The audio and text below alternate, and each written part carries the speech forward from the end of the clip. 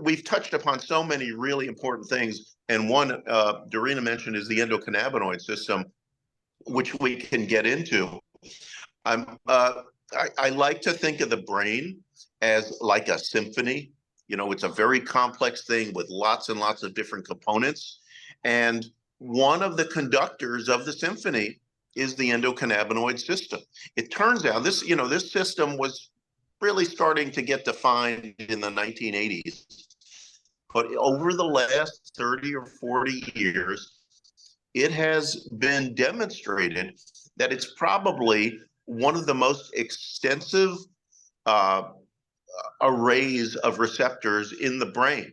The cannabis, what we call the cannabinoid receptor types 1 and 2, they're two different receptors. It's a very common type of receptor. It's called a G protein coupled receptor, and that hangs out on the end of a cell, and then it grabs something, like, for example, glucose receptors, or even dopamine receptors. They're all G coupled protein receptors. My point is, of that kind of receptor, which is the largest receptor family in the brain, it turns out that the cannabinoid receptor is the most common. And scientists started to ask, well, why is it the most common receptor? I mean, we don't even know that much about it. Well, it turns out the body produces cannabis-like molecules called endogenous cannabinoids, and it turns out that this endocannabinoid system is really one of the major body systems responsible for maintaining what we call body homeostasis. It's involved in immune function, regulation of appetite, regulation of pain. In fact, for example, if you gave THC is well known as an analgesic. It's a pain reliever, and if you give a drug like Narcan, which is an opioid antagonist, if you give Narcan to somebody who's using THC for pain, their pain comes back, and that's because the THC molecule talks to the mu receptor system that Darina was talking about, and in fact relieves pain through that mechanism. All I'm trying to say is that the endocannabinoid system, which gets turned on by cannabis, is very important in the body, and it's very extensive. And it's extremely important, and I alluded to this earlier, it's extremely important to the formation of memory and the reward system in the limbic system. And it's those two components specifically that have to relate to addiction, because you don't get addicted unless you have a reward and you have a memory of that reward. Those are the two most vital, important parts of addiction. And it turns out that the endocannabinoid system is one of the master players in that mechanism. And so if you can knock out memory, and you can knock out what's called reconsolidation of the memory, then that will go a long way towards combating addiction. And I'll go into it. I'm sorry I'm geeking out about it, but it's so frigging exciting that neuroscience has come to this point where we really may hold the key to combating addiction. I mean, for example, currently, the state of the art in addiction medicine is using drugs like buprenorphine, which is an opioid, to substitute for heroin, fentanyl, Percocet addiction. And that does nothing to extinguish the memory of addiction. And so when addicts, that's why these people relapse all the time. The relapse rate for opioid addiction is 70 to 80%. And that's horrible. And I truly believe that cannabis holds the key, at least at this point. It's not totally well understood, but my belief is that in 10 years, we're going to be changing our entire approach to addiction management through cannabinoids. Regarding that addiction numbers you were talking about, I was reviewing some data yesterday, and I did not realize how low the addiction remission was for opiates. I thought it was like in the 30-40%, so it's actually more like 5%. Whereas remission from cannabis addiction, if you want to call it addiction, it's like 97-98%. So I tell people, if you're going to use a substance, use cannabis. Right. If you're going to get into something, Right. get cannabis. I actually hate alcohol. So alcohol causes more damage than you actually know. And people do get hooked on it, but it's acceptable. It's a social, activity, and people just keep doing it. Right.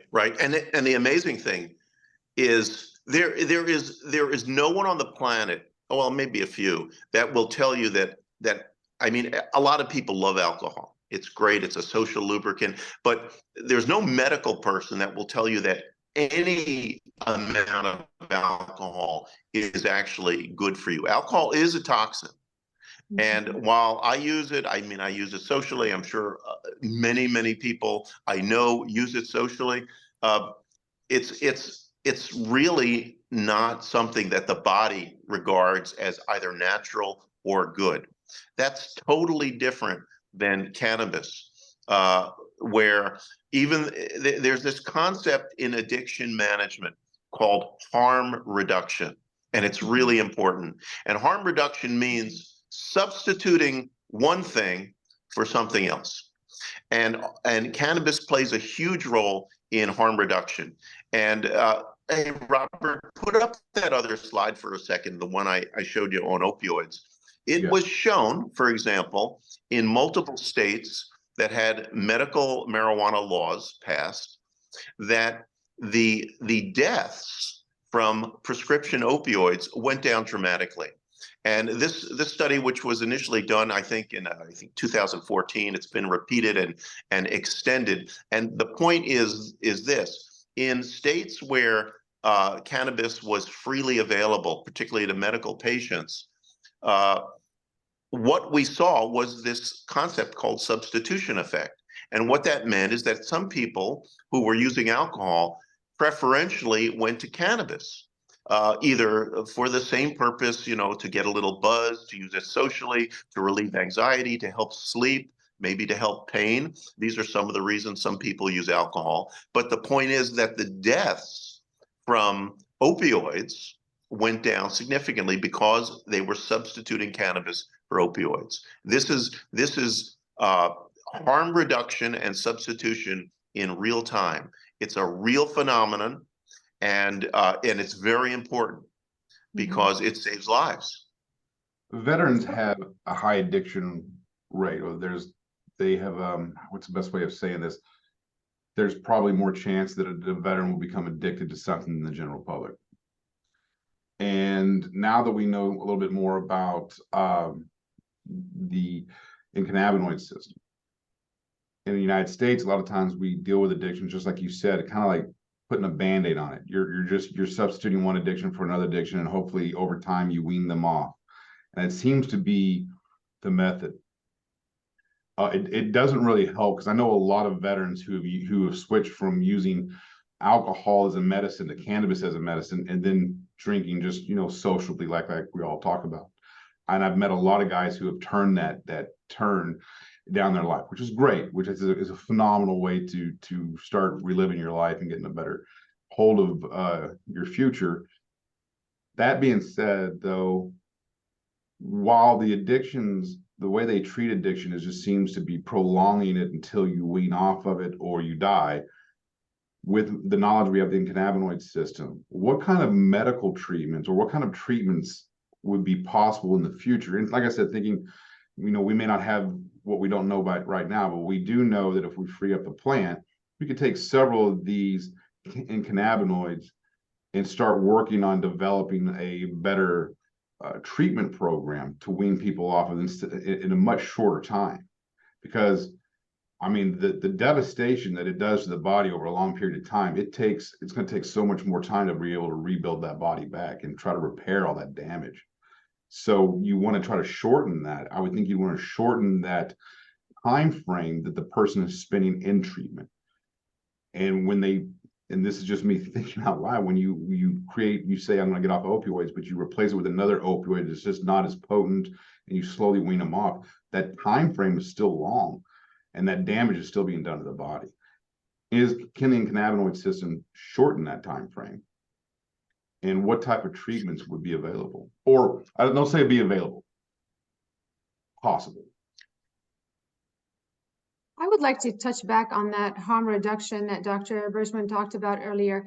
Now, along that line, there was what we have also seen, these are not my numbers, this is the government actually, the federal government have actually done this big review to look at cannabis users in the states where marijuana was legalized. And they have noticed a 50 to 70% reduction in opiate prescription writing. So doctors were writing less of it and patients were using less of it.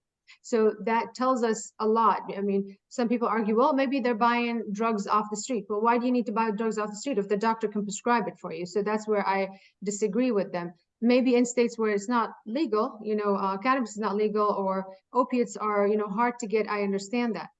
Along that line, Canada, actually, they measured and analyzed.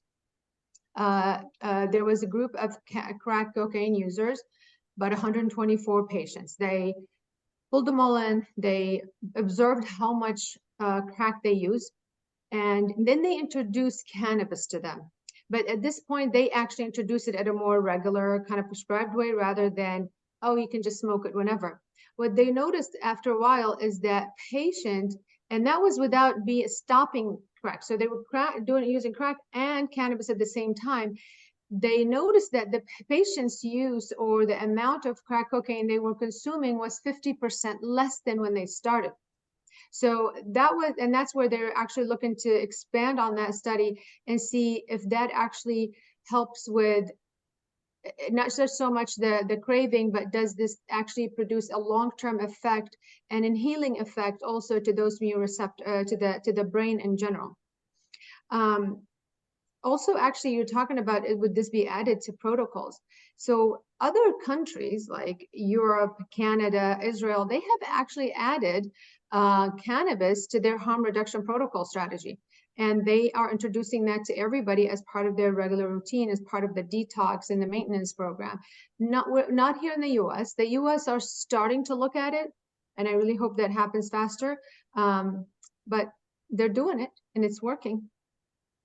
Yeah, Darina, you brought up great points. The cocaine study is really, really interesting. And it was primarily with CBD and not THC, but CBD is a quite remarkable substance. And the point I wanted to make is that, and I have a meta-analysis with maybe 20 really good studies that have shown that CBD is extremely specific in what we call I like when I talk to like non-medical crowds, I talk about addiction as being a weed in the garden. Okay, you have this beautiful garden of the brain, but you have these like dandelions that are growing and like screwing everything up, and you want to get rid of them, and you can't just pull it out because dandelions have these like really deep roots, and so if you just extinguish the dandelion, it comes back. So you have to do two things. You have to sort of kill it at the roots. You have to get at the maintenance and feeding of the dandelion, and then you have to extinguish it. I know it's a little of a stretch, but cannabinoids are very specific in these two aspects. The concept of memory extinction, or pulling the weed out of the garden, occurs, and that's what happened in the cocaine study, where these cocaine addicts were using cocaine, but at the same time taking CBD, and then they found that when they weren't using cocaine, they had fewer cravings, and in fact, they ended up using significantly less cocaine after the treatment. And the reason was for the memory extinction. They lost the cues and the craving for cocaine. And they also, this is the most important thing, something called reconsolidation. When an addict sees these cues and has memories of this, it sort of supercharges their memory to engage in drug-seeking behavior again, and that's called reconsolidation. And so cannabinoids disrupt, and they have really good animal data on this. It actually enters the brain and disrupts this reconsolidation. And so this two-prong attack of pulling the weed out of the garden as well as killing the roots is the 1-2 punch that cannabis gives, that all of these other medical therapies, these therapies that Medicare and Medicaid spend billions of dollars on, antidepressants, all of that pales in comparison to this simple, very elegant strategy that marijuana seems to have. And these studies are ongoing. I think once pot goes to Schedule 3, the research dollars are going to start to flow. And honestly, I think within 10 years, cannabis, or the drug companies will probably break it all up into different drugs and then charge a shitload of money for it. But the point is, the endocannabinoid system is going to be the center of the universe in terms of addiction medicine.